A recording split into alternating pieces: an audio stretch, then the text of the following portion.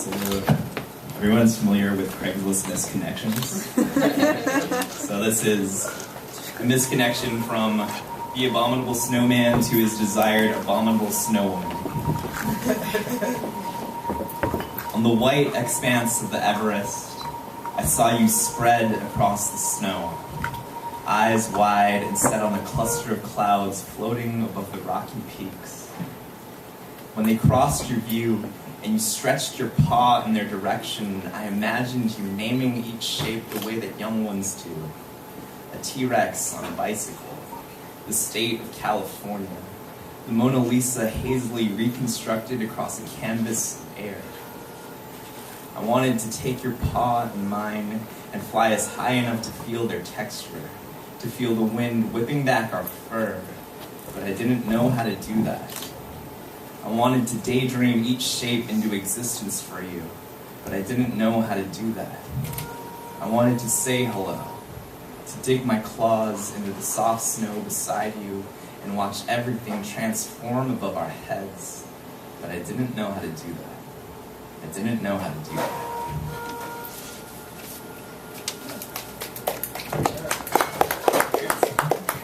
This next poem it starts with a quote from my favorite 80s romantic movie, The Terminator. It's when John Reese turns to Sarah Connor and says, "I came across time for you, Sarah. I love you. I always have."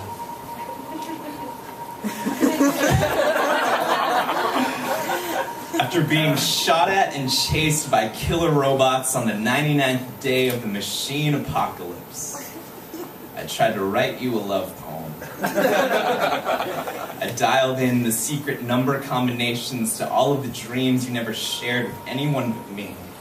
Opened them up, tried to reassemble them in your eyes. It didn't work. I tried to steal the sunlight from the skyline and light up your face. It didn't work. I wanted to remind you of who you were before all this. None of it worked. The day that I met you, I imagined our life together. 3 kids, a dog, a white picket fence, and an always burning barbecue out back. Maybe apocalypse is the last beautiful thing we have left. Maybe to have loved is to have stood back to back in a gunfight against metal death machines with all of our weapons tearing through steel. Maybe it's to have wrenched bullets from beneath your lover's skin, to have wrapped their wounds in gauze. Maybe to have loved is to have watched nuclear bombs kaleidoscope an entire city into pieces of gravel and glass and dust, because what is love if not extraordinary? Explosions of heat and flesh and heat and flesh and heat and flesh. The machines would explain this as a series of chemical reactions conducting the speed of our heartbeats. But I was never good at science, and you were never the type to believe everything you read in textbooks. If we never make it to safety, if the satellites pinpoint our location and send in the robot cavalry before we have time to map out our escape, don't be frightened. We'll hold the scopes of our rifles up to our eyes like children peering through spyglasses. We'll watch this world go down together.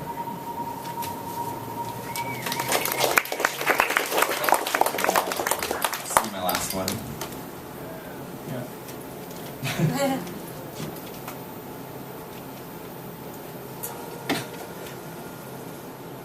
Dear Marilyn Monroe, if traveling through time was as simple as opening up clocks and reversing the positions of hands, I would dismantle every mechanical instrument used to measure the years standing between us, and I'd rearrange the pieces until I made my way back to you. Marilyn, what boy's pulse didn't quicken at the image of you twirling across the cinema screen? What young man didn't daydream of dancing with you while the jukebox blared all of your favorite songs? Marilyn, I want to defy the conventions of calendars and shimmy my way backwards through the decades to ask you to share some of your secrets. What was it like to be one of the Kennedys' cover-ups? Was Arthur really a commie? Did Joe hit those home runs on steroids?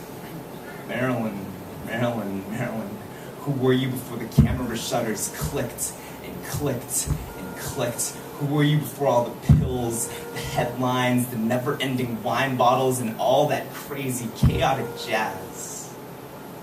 Marilyn, who were you back when your name was still Norma? Dear Norma Jean, they found your body spread across the bed in your hotel room as if you were still posing for photographs, naked but still wrapped up in all that Hollywood glitz. I want to see you through a different lens. Tell me, who was on the other end of the line before they found your pale fingers cradled around that telephone receiver? What kind of stories did you share during your final slivers of life?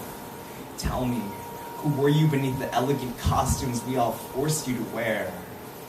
Norma, Norma, Norma. Even after you were lowered into the ground with fistfuls of flowers scattered over your casket lined with champagne-colored silk, the world wouldn't let you rest. The show went on and on and on.